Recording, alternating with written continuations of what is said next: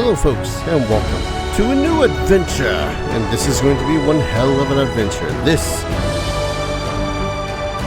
Pathfinder Kingmaker, which is based off of the Pathfinder Kingmaker tabletop RPG massive adventure that goes from levels 1 to 20 that can take up to 2 years if you, supposedly from what I found online, take roughly 4 hours out of every week to play.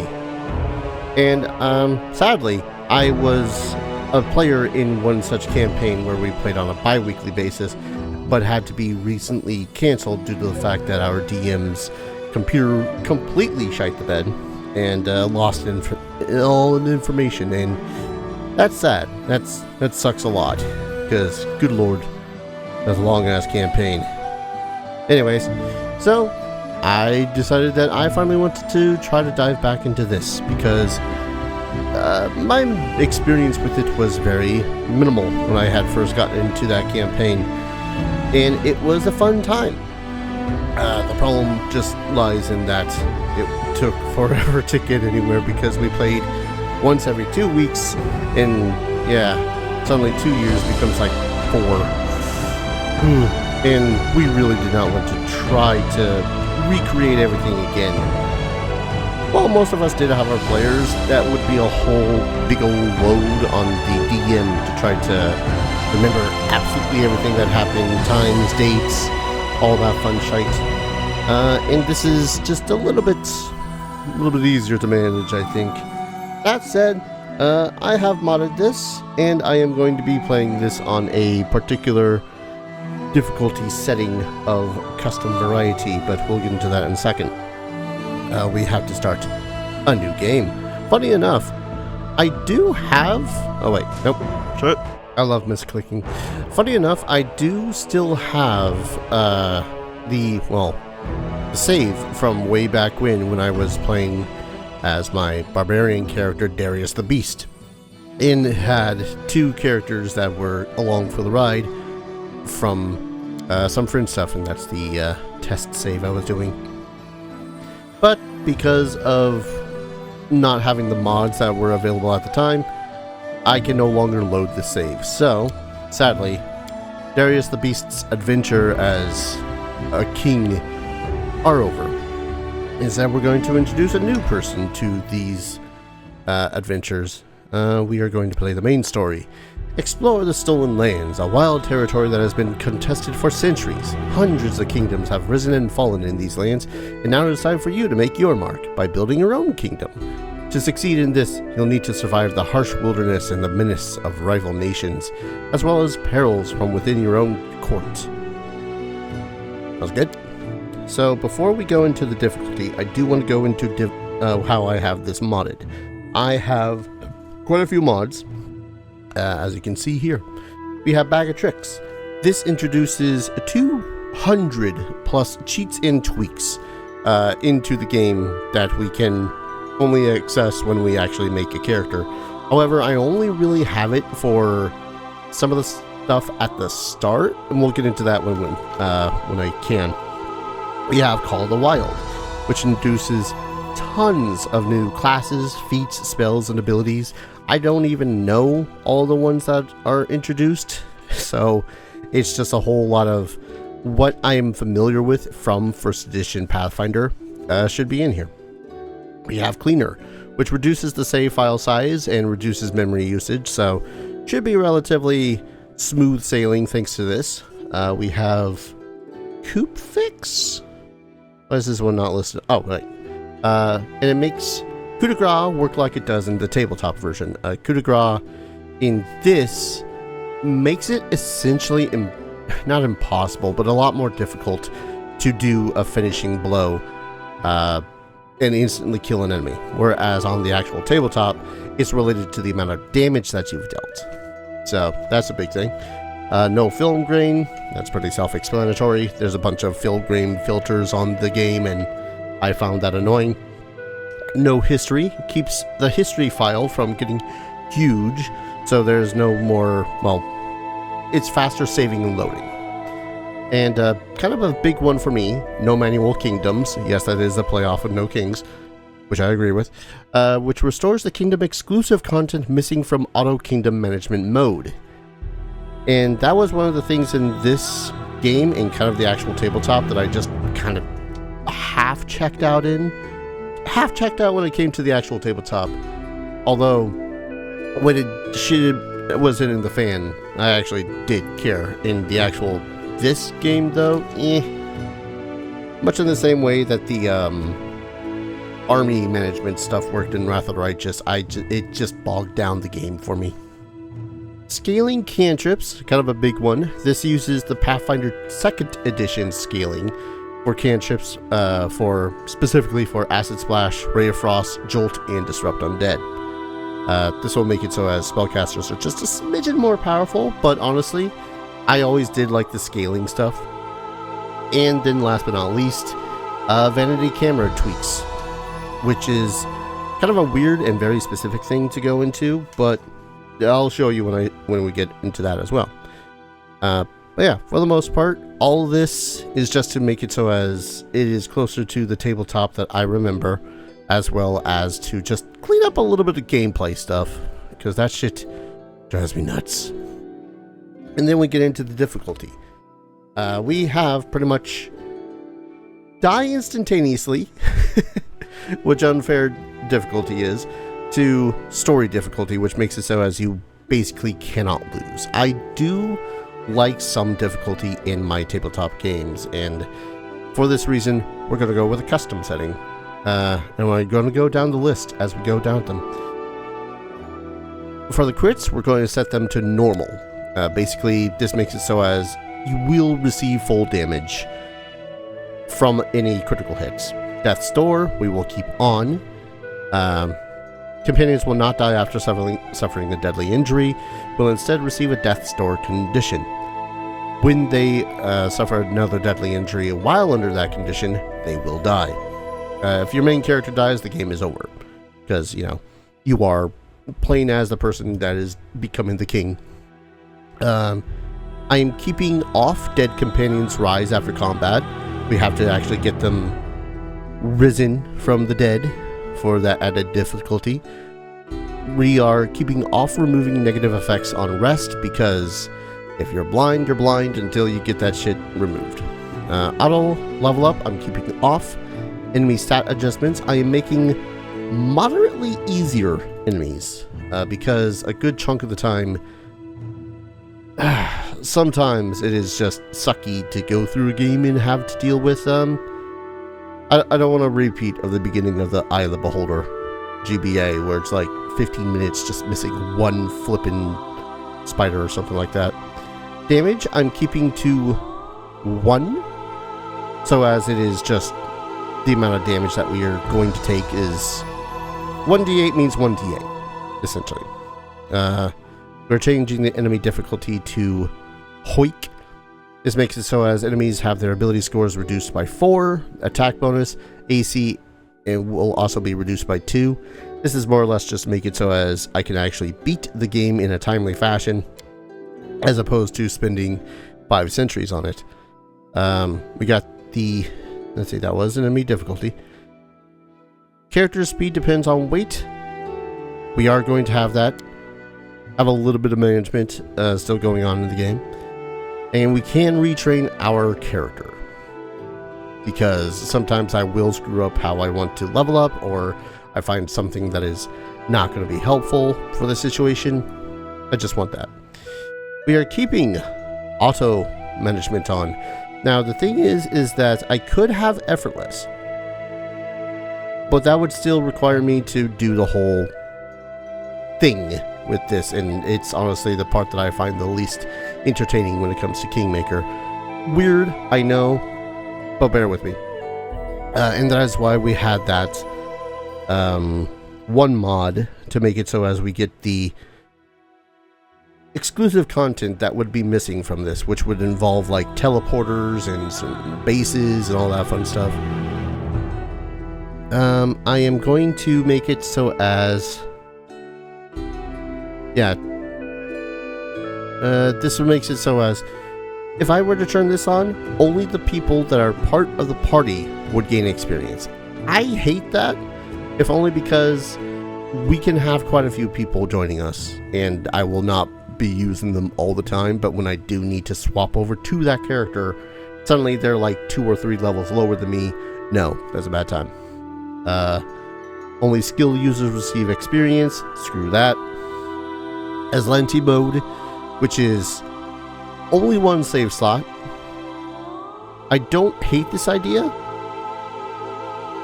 but at the same time, I am doing a Let's Play. So if I do something and I have to and something happens with the video, I have to reload. This makes it so as it will constantly save all the time, and I won't be able to go back if something, gets screwed up. Immersion mode. This removes basically all the UI elements. I'm keeping that off. And then show tutorial. I'm not 100% re-familiar with Pathfinder. First edition, to clarify. So to that end, I will keep show tutorial on, so as every so often we will have pop-ups about it. Alright, now we actually get into the character making. I do have one additional thing that I did with Bag of Tricks. No, I actually have to start the character in order to do that. Fine. New character. We have portraits. They are very goddamn good looking portraits. But I have a particular character in mind that there weren't any good portraits off of Nexus or even just in the game. I went and made my character through Hero Forge. He is a human barbarian, and this is going to be a good time.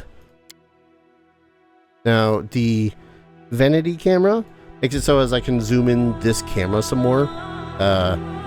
Not here, strangely enough. But we are playing as human. I am going to be describing some stuff as though people have already played this, or at the least are familiar with the rules of Pathfinder, because I don't want to go explaining every goddamn thing that exists in this game. Otherwise, I'd be here forever. We have human. Humans possess exceptional drive and great capacity to endure and expand, and as such are currently the dominant race in the world. Their empires and nations are vast, sprawling things, and the citizens of these societies carve names for themselves with the strength of their sword arms and the power of their spells. Humanity is best characterized by this tumultuousness and diversity, and human cultures run the gamut from savage but honorable tribes to the decadent, devil-worshipping noble families in the most cosmopolitan cities. Human curiosity, ambition often triumph over their predilection for a sedentary lifestyle, and many leave their homes to explore the innumerable forgotten corners of the world, or lead mighty armies to conquer their neighbors simply because they can. Physical characteristics vary, blah blah blah. Humans be humans. They get a +2 to 1 ability score of your choice. They get a free feat, and they are skilled, which gives them 1 additional skill rank at every even level. I kind of wish it was at every actual level, because that's how it actually worked. But c'est la vie. He's a righty, like me. He's a dude. We're gonna go with this chunky body type. No Doritos here. We have a barrel. I think I want to go with face 3. I think this is gonna be the skin tone we're gonna go with, and to try to match as closely as possible to my portrait, we're giving him this little faux hawk. I really do wish that there were more hairstyle options, but I guess we're zoomed out so often. Actually, wait. Nope, that's a man bun. Never mind. Oh, we're zoomed out so often, we're not really going to see that too often. And no beard. Yeah, we're going to go with this one. No. Man. Really do need a few more character options when it comes to this. But anyways, again, this character is going to be teeny tiny on the screen most of the time, so we're not going to worry about it too much. And we have our classes. They range a lot. There are a lot of classes in this game. And you do see Dragon and Eidolon. Those are from the expansion thingies, mababs. but we can't pick them. So we have like 20 some odd classes. I'm going to go with Barbarian for this character. Barbarians excel in combat, possessing the martial prowess and fortitude to take on foes seemingly far superior to themselves.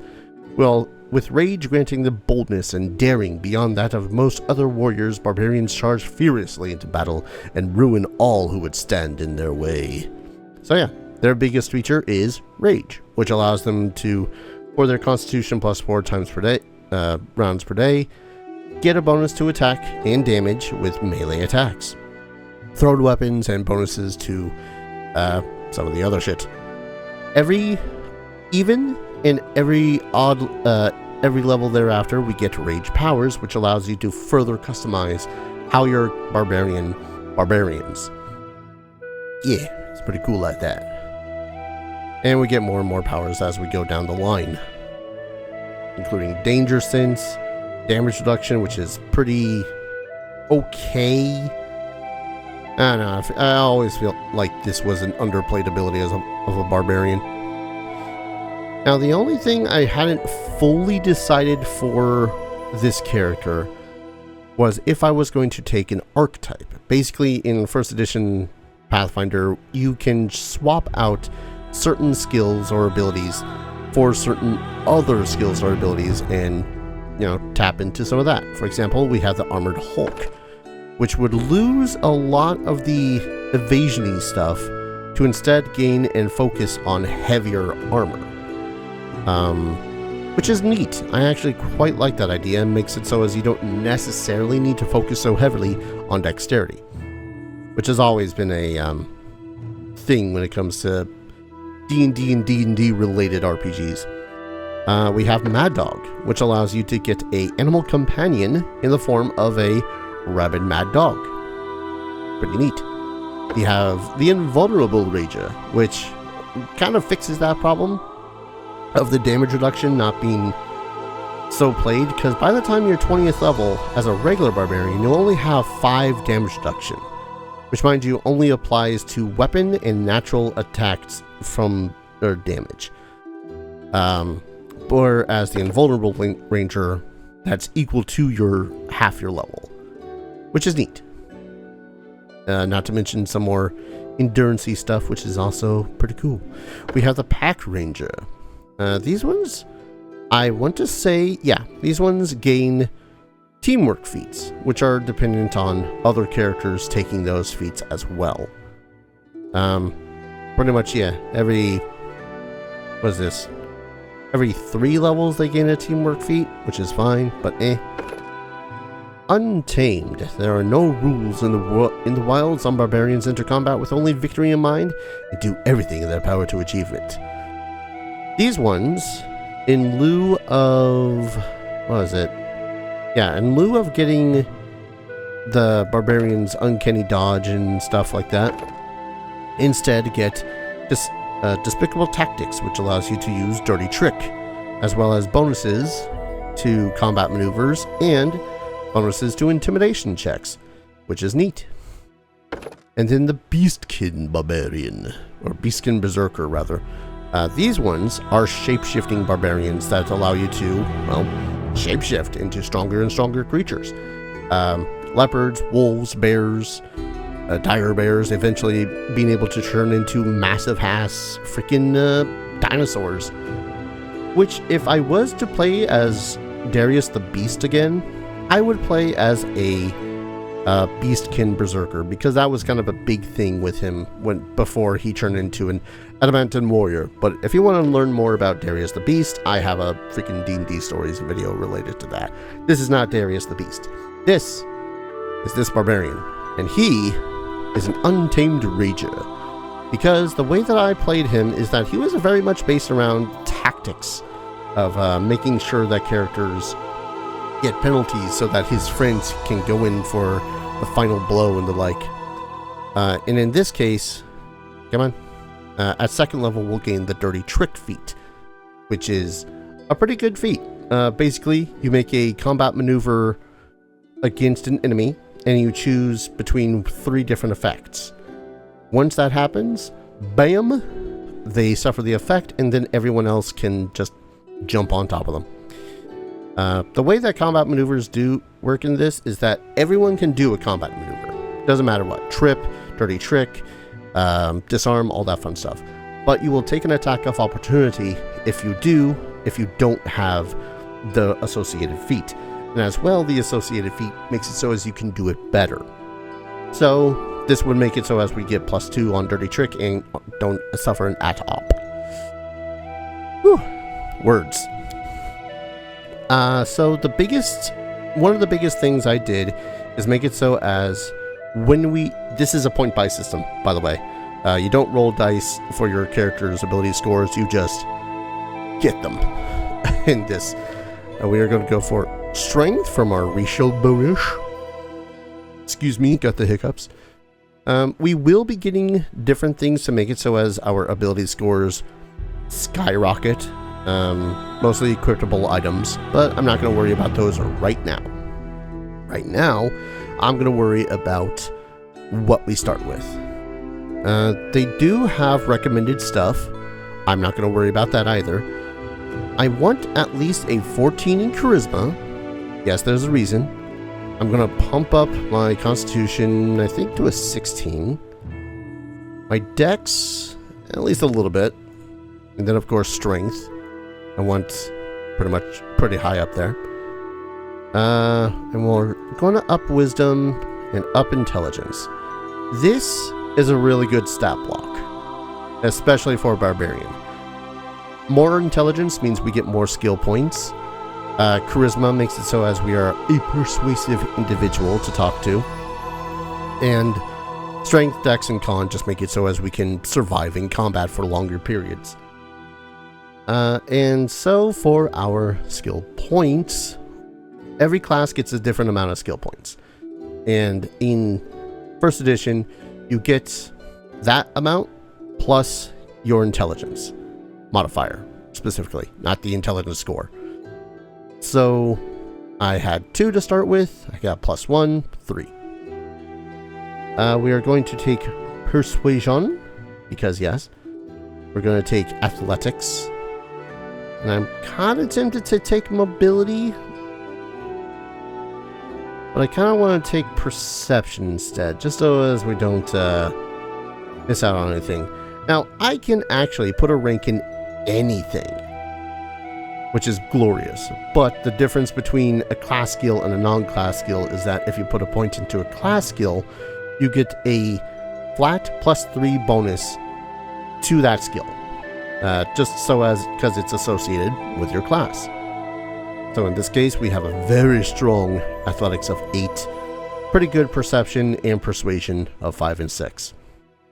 And of course, your maximum rank that you can put into any skill is equal to your total character's levels. Let's see, I believe that's it for that. And now we get to the fun part, the feats, because there's always so many feats to deal with. We have extra rage, great fortitude, prodigious 2-weapon fighting, scales and skin. What's this one do? Whenever natural armor bonus increased by 1, treat your natural armor as 0. Nah.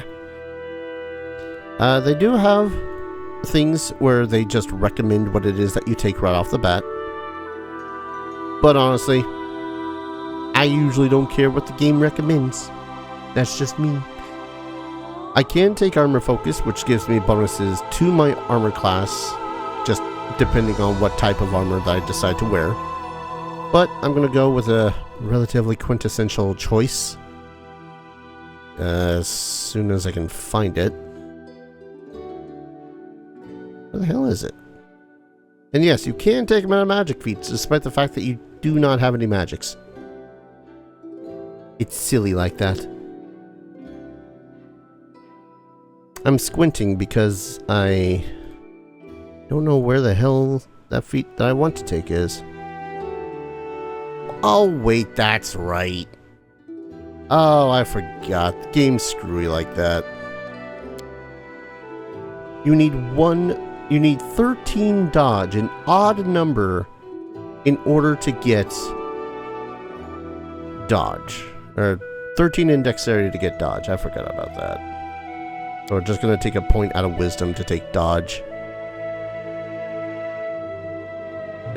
Yes, we... Okay. Why no let me take dodge?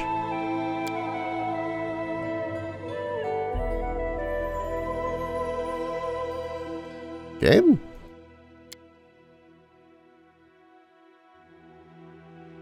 I'm a little confused.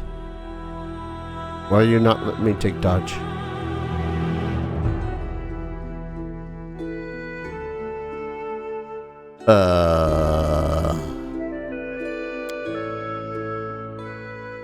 No, I do not think that this is based off, this is a problem with the system itself. How far back do I have to go to make it so as it acknowledges? Boy. One moment, folks. Alright, try this again. I basically just completely remade him, which isn't that hard, seeing as we're literally just starting the game. Okay, there it is. I don't know what it was, but now we have dodge. I'm tempted to take armor focus, but seeing as we're probably going to be swapping out what sort of armors we'll be wearing throughout the game, I'm probably not going to focus on that, as well as I'm not going to focus on weapon focus.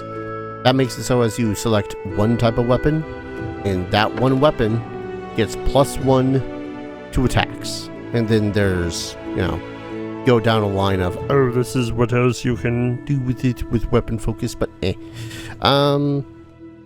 Instead, we are going to take a very, very popular one when it comes to pretty much any barbarian, fighter, all that fun stuff. Power attack, which will make it so as we take a penalty, but a penalty to attack, but a bonus to damage.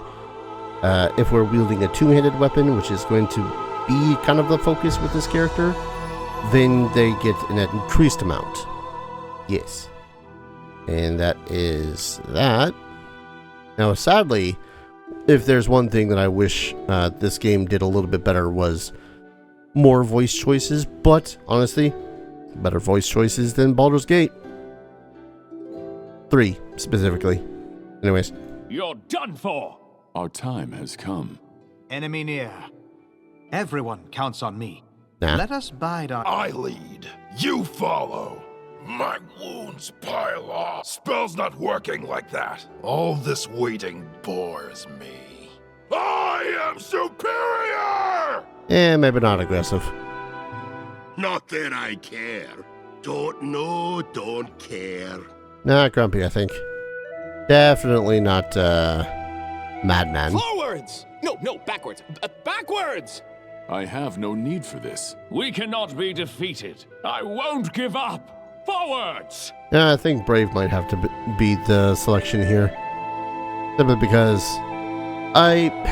whenever I voice him, it was always a very deep voice, like sounding like this, which unfortunately there's no options like that in the game. And yes, I did look for like voice mods and whatnot, and a whole lot of them are either A, from the older Baldur's Gate games or the like, which just replace one of these, or B, or AI generated. No. We are going to play a kind of want to say neutral good. Follow those conscious, resent being told what to do, favor new ideas over tradition. Chaotic good. Chaotic characters follow their conscious, resent being told what to do.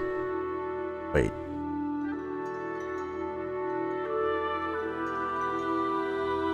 Oh. It actually doesn't tell a description of each individual one. It's just like, hey, maybe, yeah. Based off of each individual one. Definitely not lawful, though. And definitely not evil. We're gonna go chaotic good. And this is Tormund Leonson. Basic backstory for him is very much the Conan backstory of, at least movie Conan backstory, of getting kidnapped while he was a kid from his village and put into a life of servitude. He was then put into some gladiatorial arena shit, won his freedom, and has kind of been trying to, well, had found his home once more, only to find it still in shambles and no one really living after all of that. So, traveled the land trying to find a place of his own, and been summoned to help build a kingdom or rule one himself. So, that's Tormund. Let's start. Let us be off. Let us be off. I still don't really like that voice, but what can you do? I think, though, that's pretty much it. It has been forever since I've played this, let alone played first edition Pathfinder. So this is going to be a time. Double click on the character's portrait to censor the camera on the corresponding character. Good to know.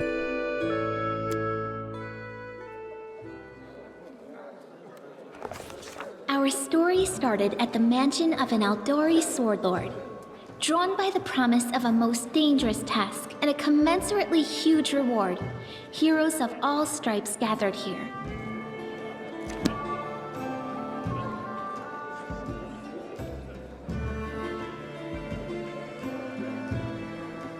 Where are they? This is taking forever!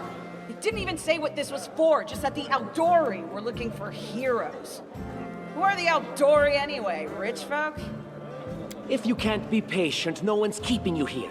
Just go back to your mountains or whatever hole you crawled out of. The Aldori Sword Lords run the premier school for the dueling arts. They're also the richest and most influential group in this part of Brevoy. Take that tone with them, and they'll teach you some manners pretty quickly. Oh, I can't wait to take you out, sir. And much like in Wrath of the Righteous, we do have little snippets here that allow you to learn the lore of the world. Of which there's a lot of lore. So much lore. So much lore.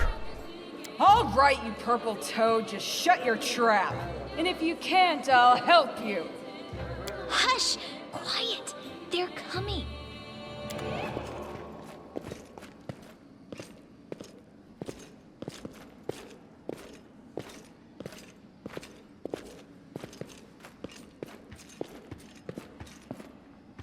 Greetings, everyone.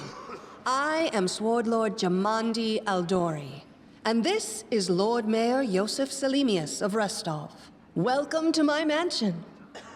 We thank you from the bottom of our hearts for responding to our call. You may be few, but that's unavoidable. We need only the best of the best for this task. And I see true heroes before me, strong and fearless, exactly what Restov needs. Thank you, Lord Mayor. Now, to the point. South of here, just beyond Brevoy's border, lies a region known as the Stolen Lands. This is disputed territory, and while it's long been claimed by nearby states, it's never been truly taken. I won't bore you with the legal technicalities. Suffice to say that anyone with enough courage and power to seize the Stolen Lands and name themselves Baron or Baroness, claiming dominion, well, none of the neighboring states would be able to challenge it. Of course, Restov would be first to recognize the legitimacy of this new state, as well as the noble title of its founder. Unfortunately, one serious obstacle stands between you and this title. A gang of bandits holds sway in the Stolen Lands. Their chief, who they call the Stag Lord, considers himself the rightful owner of these lands, and no one has yet been able to challenge his power. Bring me his head, and you'll be able to return to the Stolen Lands as their legal ruler. Any questions? 1 second, I'm just realizing that the voice volume is just a scooch low. I say that, but it's at maximum. Sounds low to me, so I'm gonna lower the music volume just about that much. Save. There's a whole team of us. Who exactly will receive the Baron's title? I will, of course. I'm the leader of this team, after all. Don't worry, though. I'll make it worth your while to help. Shut up, Tartusio. We haven't yet begun, and you already speak of divvying rewards. What makes you think we'll even succeed? There's little point arguing over who gains the title when we'll most likely lose our lives there. If I may please answer the question. We believe you're all equally deserving of a noble title. Over the course of your expedition, it will be up to you as a team to decide which of you is best suited to rule. So we'll now just recognize this Stag Lord as Baron. That's a good point. As I see it, this Stag Lord already holds power over the region with confidence. Many noble bloodlines were started by bandits who just got lucky, weren't they? Perhaps because we do have standards to maintain. This room has seen many celebrations of adventurers, and even those who just got lucky. But giving a noble title to a bandit lord? That's one thing that's never happened here, and it won't while I still breathe. You're helping us found a barony? What do you gain from such generosity? Don't ask stupid questions. Why should you even care? What they have to gain and why, that's for Lady Aldori and I to discuss. It's none of your concern. Your only concern is to swing your sword around, or whatever it is you do. Shut up, Tartusio. Of course, we stand to benefit from this enterprise. But if you're concerned that we intend to rule your country from afar, using you as a front, well, please know that these concerns are unfounded. Let's just say that we have a strong interest in the region's stability. We have need of a ruling power we can negotiate with, not bandit gangs and monster hordes. What is that smell in the air? Is it the smell of unspoken words and political intrigue? It's always political intrigue. What rewards can we expect exactly? And what reward would you seek beyond a noble title and your own lands?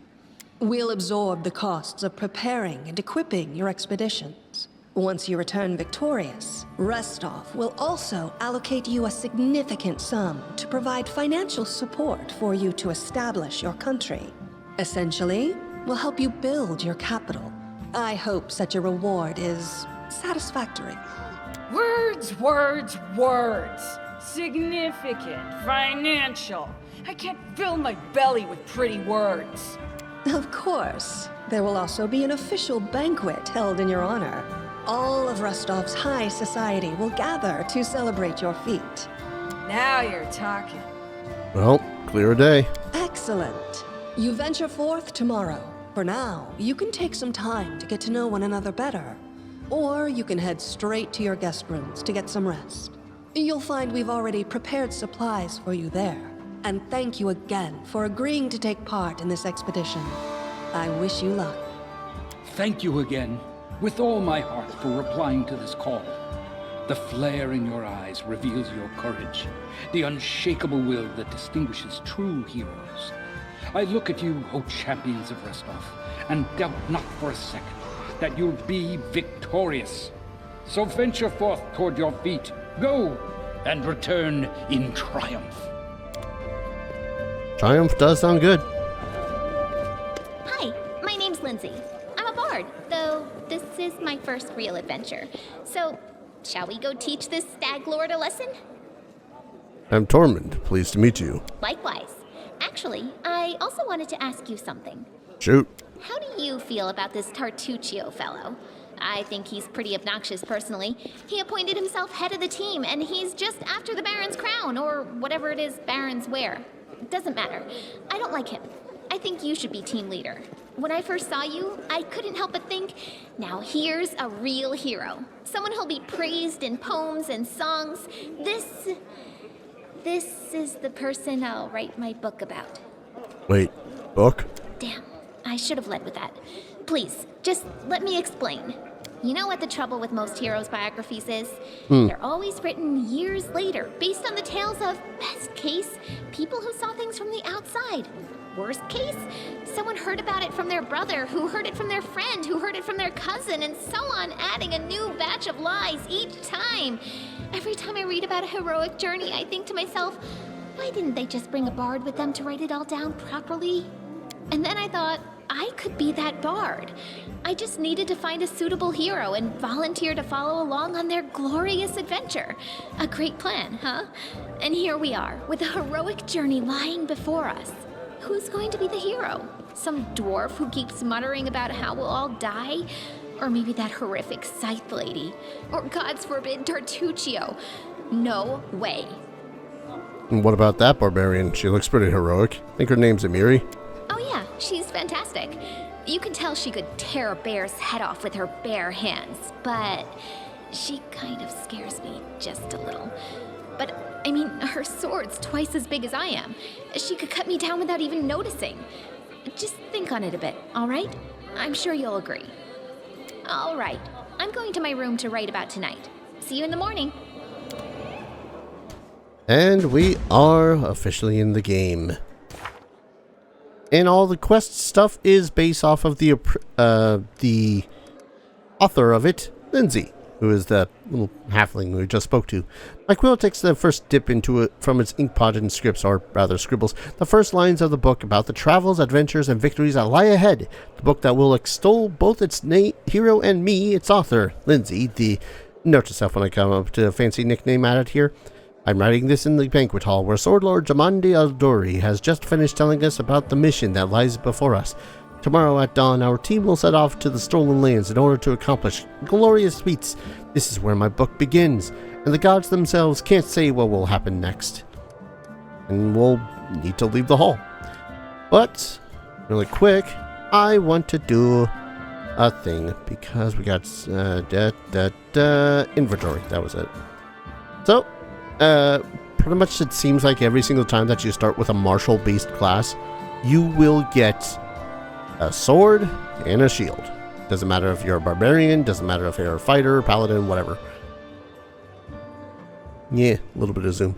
And that is what you are given. But that is not what I want, so I'm going to pop open this. I think it's cheats? Yes, cheats, because this is apparently considered a cheat. How dare you start with equipment other than the regular ass stuff that we give you. Let's see, item search. Great club. We got masterwork, regular clubs, and all that fun stuff. All these great clubs do look the same, so we are just going to give ourselves one great club. And close. And that's it. That is all I really wanted out of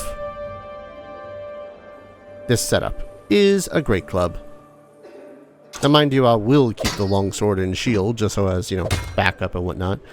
Our AC will... Okay, I had to click the thing. Our AC will go down because we're not using the shield, but about it. The scale mail has a max dex of 3. We'll worry about all that fun nibbly-pibbly bits stuff later. Let's see, quick save is F5, I think? Yes. And we can talk to some people. Let's talk to Tartuccio. Tomorrow our glorious adventure journey begins. Are you ready? I hope so. It says something about layabouts. I don't need layabouts on my team. Amiri? Finally, the idle talk's over. Can't wait to set out. Jathel? What game is Jamandi playing? I'm not used to feeling like a pawn. Welcome to politics. And I think... Where are you? There's Hadam. This expedition is surely doomed. Yeah, some of the NPCs in this are actually kind of absolutely insufferable. We can use the WASD or arrow keys, or use the middle mouse button to pan around. It is done. We feels silly to point this part out, but we use right mouse click in order to move around. We cannot click and drag for whatever reason. No stopping now. And we select with left. But we're not going to try to leave the area just yet. I want to see if there's anything more for Jamandi to talk about. Nope. Get some rest before the road. You have a difficult journey before you. Alright. I feel like that is actually a pretty good place to... Actually, wait, where is that other lady? Jaciel, Tartusio. Oh, she must have already left while Lindsay was talking. That's fine. I gotta see if there's a click and drag option. But in addition to all the other stuff that's over here, we have our power attack stance. We're gonna actually move that further over here. Rage, which should automatically start when we get into a battle. We can turn off our rage or reject it.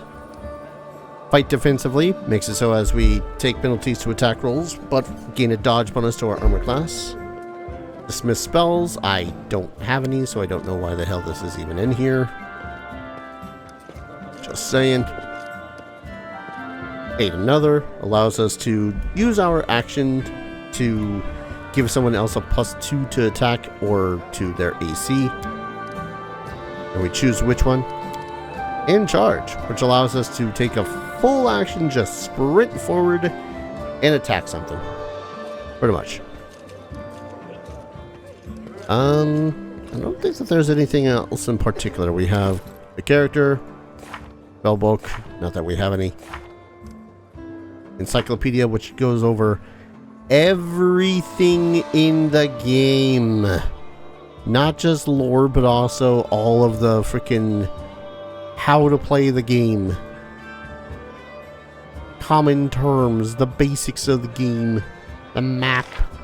Which, actually, I guess the map is the least impressive of all this. Stop, which allows us to just stop everything that we're doing. And camp, but that's something we're going to have to deal with later on. But for now, I'm going to proper drop a save. I guess just Let's Play 01. Yeah. Saved proper like. And when we return, we will head to bed. And events shall start. More than likely, I will continue to, much like in Wrath of the Righteous, when I attempted to play that, I will try to keep videos to roughly an hour, just so as there's a chance of beating the game before the heat death of the universe. And hopefully with all my difficulty tweaks that I've done and some of the additional things with the mods, this should be relatively easy and relatively fun to get through. But thank you everyone so very much for watching. I hope you're all going to enjoy this adventure as much as I hope to enjoy it myself.